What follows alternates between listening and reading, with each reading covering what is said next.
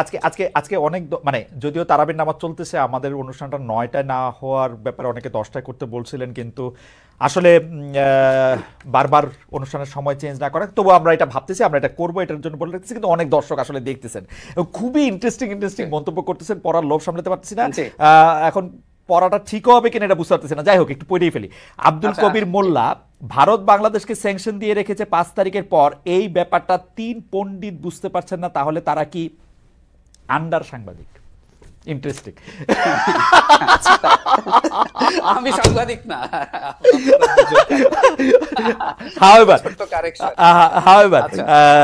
আপনি সেনাবাহিনী নিয়ে যদি একটু বলেন। আপনার মন্তব্যের কথা যেহেতু বললেন, সেই মন্তব্যের মধ্যে আমি একবার দেখার চেষ্টা করছিলাম যে মাহমুদুর রহমান একটা শব্দ ব্যবহার করেছিল আমার সম্পর্কে, যে গিরগিটি সাংবাদিক। আচ্ছা, তো এই গিরগিটি সাংবাদিকটা দেখেন অনেকবার ব্যবহার হয়েছে, কিন্তু এই যে শব্দটা যারা ব্যবহার করছেন, যে দর্শকরা যারা ব্যবহার করছেন, আমি ঠিক নিশ্চিত নই তারা গিরগিটি শব্দটার অর্থটা বোঝেন। আমি তাদের আন্ডার এস্টিমেট করছি না, বোঝেন কিনা না, হয়তো মোটামুটি ভাবটা বুঝতে পারছে, মানে যারা দেখা যে রং বদলায়, যে রং বদলায়।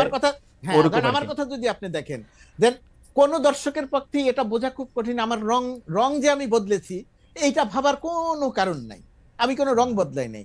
উল্টো মাহমুদুর রহমান লিখেছিলেন, মাহমুদুর রহমান 2007-8 সালের সময়, যে সময় তিনি ওই বিনিয়োগ বোর্ডের চেয়ারম্যান ছিলেন, যে সময় তিনি উপদেষ্টা বা প্রতিমন্ত্রী ছিলেন, তখন তিনি ছিলেন ভারতের টাটার সবচেয়ে কাছের লোক, আর এখন তিনি সবচেয়ে বড় ভারত বিরোধী।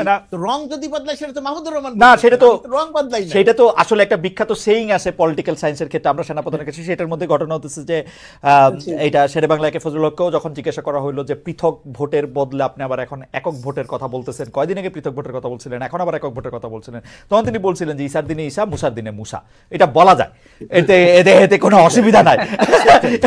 আসলে মানে আমার মনে হয় যে শেরেবাংলা ফজলুল হককে আমার বিরাট রাজনৈতিক দার্শনিক মনে হয়, বিশেষ করে তার কথাবার্তার জন্য। এবং এইসবটা আমি একটু আসলে আমরা অনুষ্ঠান প্রায় শেষ পর্যায়ে, but I would like to request our producer to extend it for, আপনাদের যদি কোনো অসুবিধা না থাকে আমরা আরেকটু বেশি সময় 10-12 মিনিট একটু বেশি সময় কথা বলি, যেহেতু এটা টেলিভিশন না, আমরা এটা আসলে এটা সুযোগটা একটা নিতে পারি, এটা ফিক্স পর্যায়ে।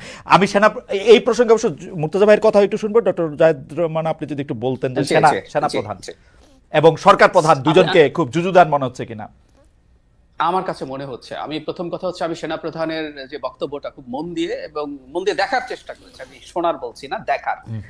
এটা কমিউনিকেশনে বলে, আপনি একটা মানুষের 100% কমিউনিকেশন পেতে হলে উনি শুধু কি বলছেন তা না, উনি কি ভঙ্গিতে বলছেন, তার বডি ল্যাঙ্গুয়েজ, তার ফেশিয়াল এক্সপ্রেশন, সবকিছু দেখতে হয়। আমি দেখেছি তার মধ্যে ক্ষোভ ছিল, মনে হয়েছে বিরক্তি ছিল, কারণ উনি এবার বিরক্তি ভাষায়ও প্রকাশ করে ফেলেছেন যে তাদেরকে বা সেনাবাহিনীকে আক্রমণের বিষয় করা হচ্ছে বা বিভিন্ন জায়গায় কাদা ছোঁড়াছুড়ি, এবং উনি কয়েকবার এক দফায় রাজনৈতিক দল বা গ্রুপগুলোকে আপনারা বলছেন এবং আরেক জায়গায় সরকারকেও আপনারা বলছেন। বিশেষ করে সরকার যখন এই অপরাধগুলো তদন্ত এবং বিচারের কথা বলছেন, মানে এবং ওনার বক্তব্যের ধরনে মানে উনি একটা ডিফারেন্ট এন্টিটি।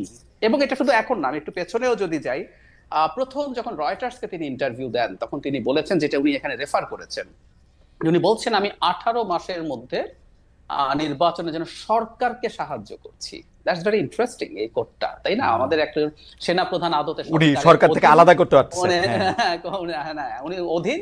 তবে আবার আমি এভাবেও একটু দেখতে চেয়েছি যে আমাদের আসলে একটা ভিন্ন পরিস্থিতি এখন আছে, যেখানে সেনাবাহিনীর সম্ভবত আমরা ধরে নিতে পারি কিছুটা ডিফারেন্ট একটা অবস্থান আছে। তো যাই হোক, তার এই বক্তব্য যখন হলো নির্বাচন বা সবকিছু নিয়ে, আমি প্রধান উপদেষ্টাকে যখন জিজ্ঞেস করলো বিবিসি বাংলার পক্ষ থেকে, বিশেষ করে যখন কাদা ছোঁড়াছুঁড়ি নিয়ে সভরেন্টি আমাদের কোনো হ্যাম্পার্ড হতে পারে কিনা, একটা পর্যন্ত স্বীকারও করলেন, এবং হুইচ ইজ ভেরি রাইট। আমরা এই ক্রাইসিসের সময় যদি প্রচুর নিজেদের মধ্যে বাদানুবাদ এবং সংঘাতে জড়িয়ে পড়ি, সেটা সমস্যা হবে। কিন্তু আমি খেয়াল করলাম আমাদের প্রধান উপদেষ্টা শুরু করেছেন একটু বিরক্তি দিয়ে, যে তার বক্তব্য এন্ডোর্স করা বা না করা তার কোনো ব্যাপার না, এখানেও কিন্তু জি আমার মনে পড়েছে নিশ্চয়ই। আমার মনে হয় যে আপনার বিশ্লেষণের পরিপ্রেক্ষিতে আমি একটু জনাব গোলাম মুর্তজাকে শুনতে চাইবো যে সরকার প্রধান এবং সেনা প্রধান কি আসলে মানে আমি কি বলবো, তারা দুই জায়গা থেকে বাংলাদেশকে দেখতেছেন কিনা, দুইটা ভিন্ন ডাইমেনশন থেকে।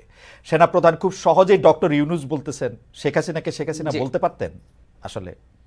এই এই- এই এই এই যে সেনাপ্রধানের যে বক্তব্যের যে ব্যাখ্যাটা বা যে কথাটা আপনি করলেন বা যে ব্যাখ্যাটা জাহিদ ভাই দিলেন, এই জায়গাটাতে এটা ভাবার খুব বড়ভাবেই সুযোগ আছে যে দেখেন সরকারের অংশ সেনাবাহিনী না, স্বাভাবিকভাবে সেনাবাহিনীর জায়গায়, এটা একটা ব্যাপার।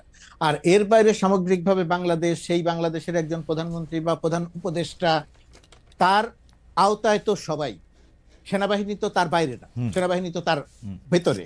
সুতরাং সেরকম একটা জায়গা থেকে সেনাপ্রধান যখন ওই বাচন ভঙ্গিতে যখন বোল্ডলি বলেন 18 মাসের মধ্যে নির্বাচন, আপনারা এটা পারছেন না, আপনারা হানাহানি করছেন, আমার কাছে মনে হয় যে সেনাপ্রধান এই কথাটা বলতে গিয়ে সেনাবাহিনীকে এবং সেনাবাহিনী প্রধান নিজেকে একেবারে সম্পূর্ণ সবকিছু থেকে আলাদা করে তারপরে কথা বলছে। কিন্তু বিষয়টা তো তা না। বাংলাদেশের যে 16 বছরের শাসন, বাংলাদেশের যে 16 বছরের সন্ত্রাসী শাসন, সেই সন্ত্রাসী শাসনের সঙ্গে কি সেনাবাহিনীর একটা সম্পর্ক ছিল না?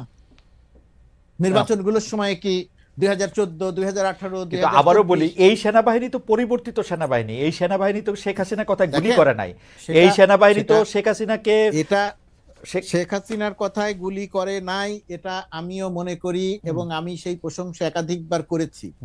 একই সঙ্গে এটাও আমাদের মনে রাখতে হবে যে সেনাবাহিনী যখন মাঠে নামে প্রথম একদিন দুই দিন, কমপক্ষে একদিন সেনাবাহিনীও গুলি করেছে, সেনাবাহিনীর গুলিতেও মানুষ মারা গেছে সংখ্যায় কম। তারপরে গিয়ে সেনাবাহিনী গুলি করে নাই, এর জন্য সেনাবাহিনী প্রশংসিত হয়েছে। আপনি দেখবেন ছাত্র জনতা রাস্তায় নেমেছে, সেনাবাহিনীকে নিয়ে উল্লাস করেছে। এখন এই উল্লাসের পাশে সেনাপ্রধান এই কথা বলার পরে এবং জাতিসংঘের মানবাধিকার হাই কমিশনার যখন কথা বললেন যে আমরা সেনাবাহিনীকে বলেছিলাম যদি এখানে শক্তি প্রয়োগ করতে আসা হয় তাহলে আর শান্তি মিশনে নিয়োগ পাবে কি পাবে না, এরকম একটা বক্তব্য যখন আসলো, আপনার কাছে মনে হয় না যে ভলকার টুর্ক আসলে এই কথাটা যখন বলেছেন তখন তিনি আসলে সত্য গ্রাউন্ডটা দেখেছেন কিনা? বাংলাদেশ যদি এখন বলে আমরা শান্তিরক্ষা মিশনের ট্রুপ পাঠাবো না, বিপদে শান্তিরক্ষা মিশন পড়বে, পৃথিবীর খুব কম দেশই ওরকম একটা কঠিন অ্যাসাইনমেন্টে তাদের সোলজারে পাঠায় এবং এত বেশি বেতনও কিন্তু দেয় না। মুর্তজা ভাই, এত বেশি বেতনও কিন্তু দেয় না। এটার খালেদ, এটার দুইটা দিক আছে। বাংলাদেশ ছাড়া, বাংলাদেশ যে পরিমাণ যে সংখ্যায় শান্তি মিশনে যায়, এখন পর্যন্ত জাতিসংঘের কাছে এর কোনো বিকল্প নাই। বাংলাদেশ না গেলে নিঃসন্দেহে বিপদে পড়বে, নাই বিপদে, একটা দিক। আর একটা দিক হচ্ছে এই শান্তি মিশনে যাওয়ার ক্ষেত্রে একেবারে সিপাহী থেকে শুরু করে উপর পর্যন্ত যেভাবে আছে, এবং আপনি যেটা বলছেন যে অনেক টাকা দেয় না, সামগ্রিকভাবে যে বেতন, যে সুযোগ সুবিধা, তার চেয়ে অনেক বেশি টাকা পাওয়া যায়, জীবনের ঝুঁকি নিয়ে মানুষ সেখানে যায়। সেই কারণে শান্তি মিশনে যাওয়াটা আমাদের সামরিক বাহিনীর এখন একটা বড় জায়গা। সুতরাং সবাই প্রত্যাশা করে যে আমি সেই জায়গাতে যাব। সেটা যদি হঠাৎ করে বন্ধ হয়ে যায়, জাতিসংঘ কি বিপদে পড়বে সেটা একটি দিক, দেশের ভেতরে তার একটা প্রতিক্রিয়া হবে। না, আমি শুধু ব্যাপারটা বলতে চাইছিলাম যে জাতিসংঘের কোনো কর্মকর্তার হাতে ওই কার্ডটাই নাই, এটা আমি ফর শিওর জানি। কারণ ডয়েচে ভেলেতে যখন এই লাস্ট ওই রিপোর্টটা করা হয় তখন স্পেসিফিক প্রশ্ন করা হয়েছিল যে ওরা জাতিসংঘের থেকে গেলে ওরা এটা করতে পারবে কিনা। তারা কিন্তু এটা বলছে যে আমাদের তো এই সুযোগ নাই। বাংলাদেশের শেখ হাসিনার আর্মি অন্যায় করতেছে, র‍্যাব করতেছে, আয়নাগর করতেছে। এই আলোচনাটা অন্যদিকে চলে গেল। বাট আমি ওই ডয়েচে ভেলের যে রিপোর্টের কথা বলছেন এবং আমি নিজেও পুরো ব্যাপারটা জানি, আপনার সঙ্গে আমি একমত। কিন্তু আমি যেটা বলছি, যদি কোনোভাবে এই প্রসঙ্গটা আসে তাহলে দেশের ভেতরেও একটা প্রতিক্রিয়া হবে। আমি শুধু সেইটা বলার চেষ্টা করি। ওকে, আমার মনে হয় আপনার পয়েন্ট ঠিক আছে, ঠিক আছে। আর এই কারণেই সেনাপ্রধান যে কথা বলেছেন সেই কথার একই সঙ্গে তার সেই কথার অনেক প্রশংসার জায়গা আছে, বা একই সঙ্গে তার কথা নিয়ে নানা রকমের আলোচনারও ব্যাপার আছে। বিশেষ করে সরকারের সঙ্গে বা সরকারের বাইরে থেকে তিনি সরকারকে ডমিনেট করছেন কিনা কোনো কোনো সময়, এই ব্যাপারগুলো আছে। যেমন ওই সময় ধরেন আরেকটা জিনিস খুব গুরুত্ব দিয়ে আলোচনা হয়েছিল, সেনাপ্রধান যে দায়িত্ব নিয়ে যে বোল্ডলি কথা বললেন, সেনাপ্রধান যদি একবার শুধু বলতেন যে 626 জন ক্যান্টনমেন্টে আশ্রয় নিয়েছিল, সেই 626 জন গেল কোথায়? আমার কাছে আমার মনে হয় যে মুর্তজা ভাই, আমরা সেনাপ্রধানকে এটা অন্ততপক্ষে 10 বার 5 বার সেনাপ্রধান তো আর আমাদের সাথে কথা বলেন নাই, যাদের সাথে কথা বলেছেন তারাও আসলে চেষ্টা করেছেন, এটা বলতে চেষ্টা করেছে। কিন্তু সরকার প্রধানেরও কিন্তু ব্যাখ্যা দেওয়া উচিত এই 626 জন, কারণ সেনাপ্রধান তার অধীনে চাকরি করেন। সরকার প্রধানও কিন্তু এটা নিয়ে কোনো কথা বলেন নাই আর কি এই পর্যন্ত আমরা দেখি নাই। আমার কাছে এইটা নিয়ে 2 পয়সা হলো, আমি শেষ প্রসঙ্গে চলে আসছি, এটা নিয়ে 2 পয়সা হচ্ছে ডক্টর মানে সরকার প্রধান কে এরকম মনে হচ্ছে বলেই সেনাপ্রধানকে একটু অমিত বিক্রম মনে হচ্ছে কিনা সেটাও একটু দেখার জিনিস। যাই হোক, আমি একটু ডক্টর জাহিদুর রহমানের কাছে শেষ প্রসঙ্গে আসি, যেটা ডক্টর জাহিদুর রহমানের কাছ থেকে আমরা শুনে এক লাইন আবার মুর্তজা ভাইয়ের কাছেও শুনবো। সেটি হচ্ছে বিচার ও সংস্কার পেছানো রাজনীতি করবেন না, যেটা হচ্ছে জনাব নাহিদ ইসলামের আহ্বান, সাবেক উপদেষ্টা, বর্তমানে এনসিপির প্রধান। আপনারা কি বিচার ও সংস্কার পেছানো রাজনীতি করছেন বলে আপনি মনে করেন কিনা? আপনি যদি 2 মিনিটে বলেন খুব ভালো হয়। আমরা মুর্তজা ভাইকে এই প্রসঙ্গে আসলে 1 মিনিট শুনবো। আবারও আজকে যেহেতু অনেকগুলি, আমি সাধারণত এত মন্তব্য পড়ি না, আজকে যেহেতু অনেকগুলি মন্তব্য পড়লাম এবং আপনাদের সাথে আলোচনা খুব শিক্ষামূলক এবং একই সাথে আমার জন্য খুব এন্টারটেইনিং, সেজন্য আমি একটু খুশি খুশিতে তাসিন খানের মন্তব্য একটু পড়তে চাই।